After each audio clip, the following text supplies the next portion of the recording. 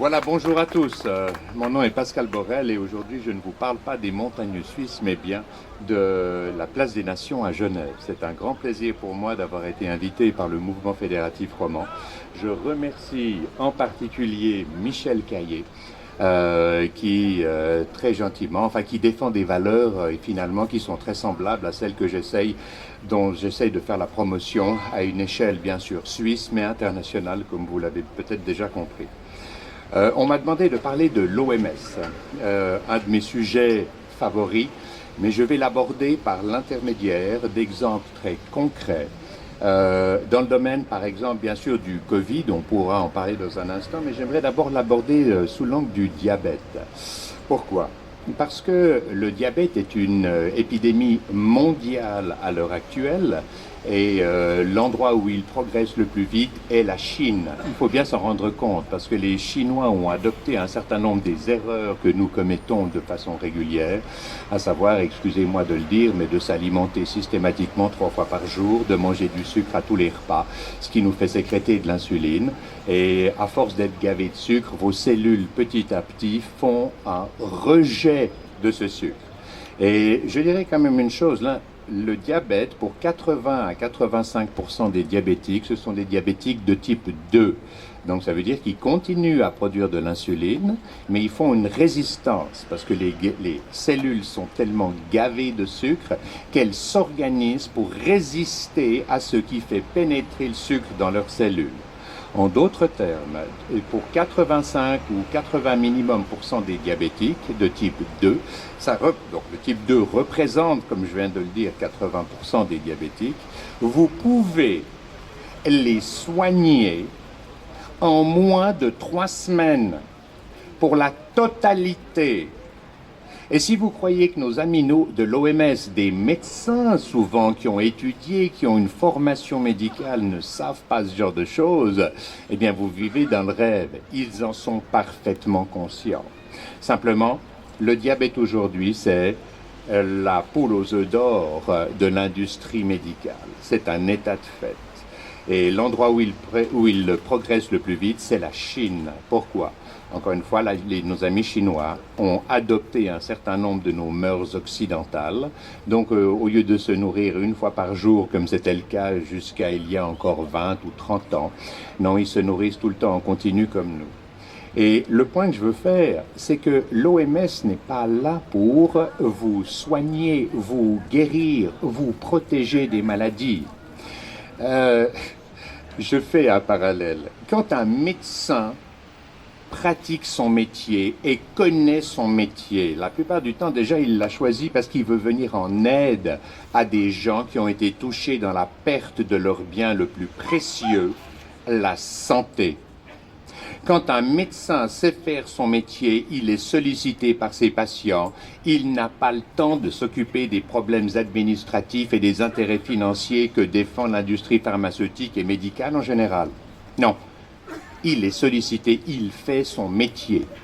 Quand un médecin a d'autres préoccupations que ses patients, il se met à disposition des systèmes d'assurance obligatoire, de l'État, de la sécurité sociale et autres centralisateurs des flux financiers entre votre médecin et vous, entre le patient et son médecin. Eh bien, ça ne peut pas fonctionner. Les médecins qui choisissent une carrière financière plutôt qu'une carrière médicale, c'est l'horreur, c'est l'antithèse même de la dignité du médecin, de la façon... Voilà. Donc, nos amis de l'OMS, avec tout le respect que j'ai pour eux, ils sont certainement bien intentionnés au départ, mais ils sont devenus les prisonniers d'intérêts financiers qui dictent leurs actions. Sinon, comment expliquez-vous que, alors qu'ils ont la clé, la solution pour guérir tous les diabétiques de type 2, mais pourquoi est-ce qu'ils ne le font pas ? Parce que ça rapporte tellement à l'industrie pharmaceutique, c'est de la science-fiction, hein? Ça rapporte en termes de chiffre d'affaires, on est en 2025 au niveau du PIB, donc du produit intérieur brut de la Suisse, qui n'est quand même pas le plus pauvre pays au monde, soyons clairs. Donc comment se fait-il que ces gens-là ne vous parlent jamais de ça? Ils viennent, j'ai lu le texte qu'ils ont pondu, qui a été avalisé hier ou avant-hier. Merveilleux texte. Oui, mais c'est du BS, si j'ose dire. C'est pour vous tromper, c'est pour vous enfariner. Sous couverture de préoccupations sociales, de faire ce qui est bon pour vous. Non! Ils défendent les intérêts financiers des gens avec lesquels ils travaillent. C'est terrible. Je déteste m'exprimer comme ça quelque part. Mais si vous avez une forme d'analyse et une honnêteté intellectuelle, ben, évidemment que vous arrivez très vite si vous faites les liens à ce genre de conclusion. Vous ne pouvez pas y échapper.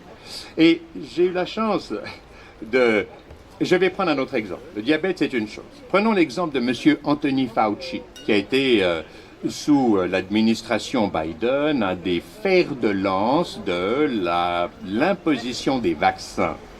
Ce monsieur, il a quand même touché dans un premier temps les reportings de gens particulièrement bien informés qui me parviennent.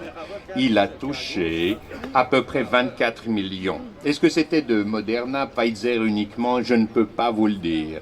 Mais 24 millions. Et il a fallu que Trump arrive au pouvoir pour que d'autres informations me soient accessibles. Et en fait, tenez-vous bien, M. Anthony Fauci, qui, je le précise, a été l'homme le plus extraordinaire, qui a le plus publié dans des revues comme Nature, Science, les top revues scientifiques de la planète.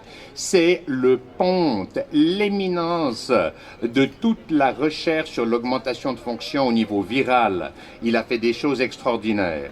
Oui, mais, attendez, il a une fondation avec son musée Anthony Fauci. OK. Dans un premier temps, il touche 24 millions à titre personnel. C'est prouvé, c'est clair. Et dans un deuxième temps, m'arrivent les confirmations, les preuves que son musée et sa fondation ont touché 189 millions de dollars. 189 millions. Mais comment est-ce qu'un être humain, même aussi merveilleux, des connaissances scientifiques, qui est le ponte de la recherche sur les augmentations de fonction au niveau viral, il ne peut pas résister à ça. Il va mettre de côté, il va mettre à l'abri du besoin et en sécurité 3, 4 ou 5 générations de Fauci. Ce serait aller à l'encontre de la réalisation de sa valeur biologique de ne pas saisir l'opportunité. Nous sommes tous programmés de la même façon. Vos gènes sont programmés pour tirer le meilleur parti d'un environnement donné, pour vous donner le plus de confort possible, la meilleure chance d'éduquer vos enfants, de vous reproduire, de transmettre la vie, en fait. Et quand des opportunités comme celle-là, il a sacrifié son passé, littéralement, pour quelque chose comme ça. Mais c'est de la science-fiction. Comment est... Vous savez, on dit qu'une des plus grandes fiertés de l'être humain est de ne jamais s'abaisser au niveau de celui qui commet l'injustice. Eh bien, la transparence, le tiers-regard va ramener l'OMS au centre de l'équation. Parce que, à partir du moment où vous êtes observé, et c'est l'origine du succès de toutes les premières communautés humaines, eh bien, vous vous êtes responsabilisé. Pourquoi? Parce qu'il est très difficile de vivre dans l'opprobre, de vivre dans la honte du regard de ses voisins qui comprennent vos motivations profondes. Mais le problème, c'est que un Anthony Fauci s'est mis au service d'intérêts financiers. Ça rejoint ce que je vous ai dit au début. Le bon médecin soigne ses patients. Il les sollicite. Il n'a pas le temps de faire le reste.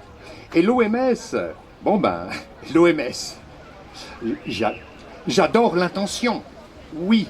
Mais qui sont les gens qui financent l'OMS? Bien sûr, c'est un peu les gouvernements. Mais c'est aussi, j'entendais l'intervenante précédente qui parle de, évidemment, la fondation Bill et Melinda Gates. Moi, il se trouve que j'ai travaillé avec eux dans le cadre d'autres affaires, mais j'ai connu ce qu'on appelle le Chief Investment Officer de la fondation Gates.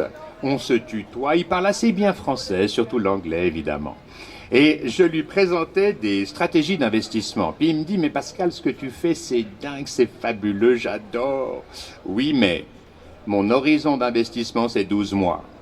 Donc ça veut dire que la fondation Gates, si elle n'a pas un retour sur investissement dans les 12 mois, elle n'investit pas. Ce qui me fait dire que comme elle est une des subventions de l'OMS la plus importante, une des sources de financement, pardon, eh bien, ça veut dire que leur business model était déjà préparé.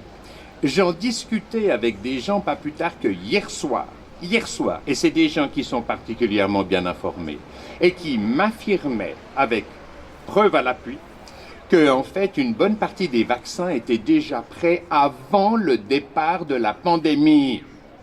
Mais on tombe à terre. C'est dément. Et l'OMS se fait complice d'un truc pareil. Nos gouvernements se font complices d'une hérésie aussi folle qui va tellement à l'encontre du citoyen, de l'humain, des humains que nous sommes. Et mon ami, dont son frère habite en Suisse, à la Croix-sur-Lutry, lui, évidemment, il est le Chief Investment Officer, donc le responsable de la politique d'investissement de Microsoft Foundation, et évidemment aux États-Unis. Et il me disait, donc Pascal, je ne peux pas investir, parce que ton business model, il est magnifique, oui, mais le retour sur investissement est à 3 ou 5 ans.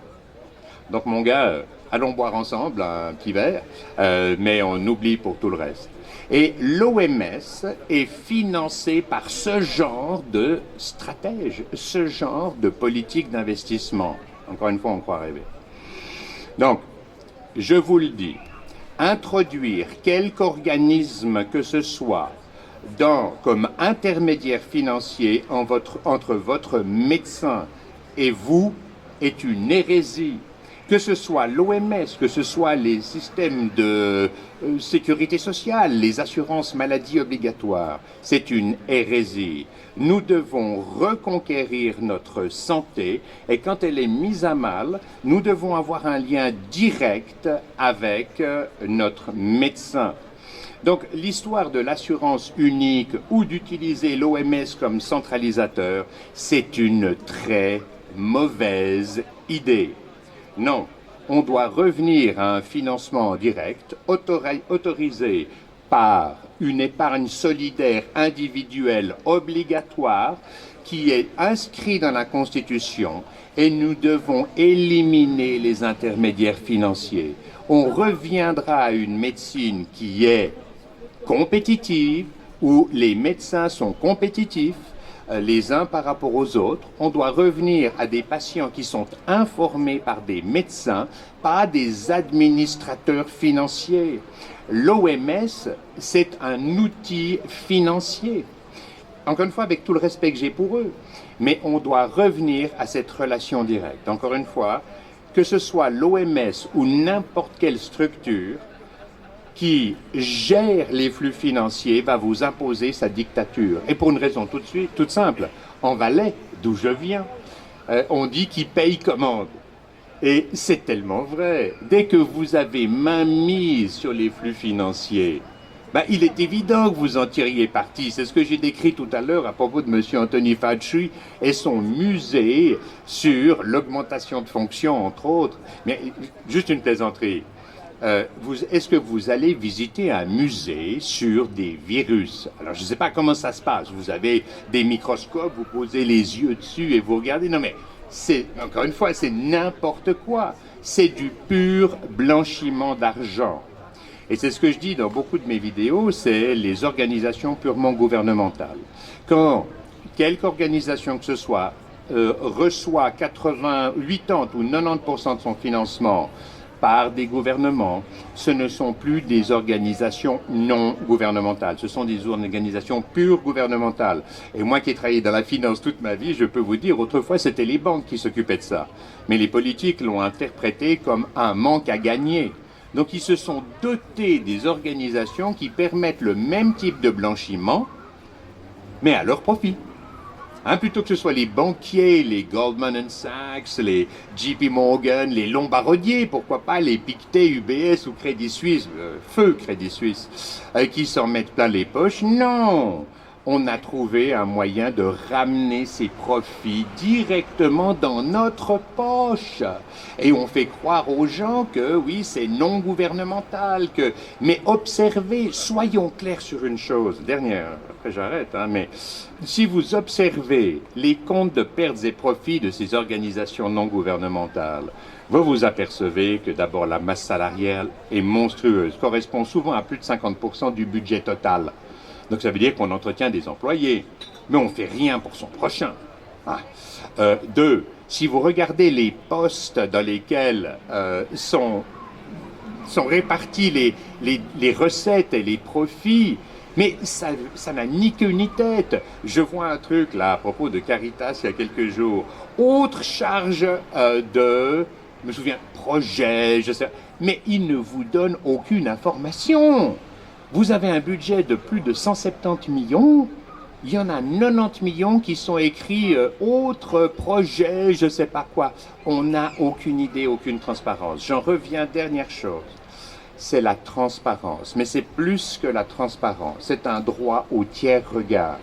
Toutes ces institutions sont directement ou indirectement financées par vous, par vos impôts, par l'intermédiaire de nos politiques, bien entendu.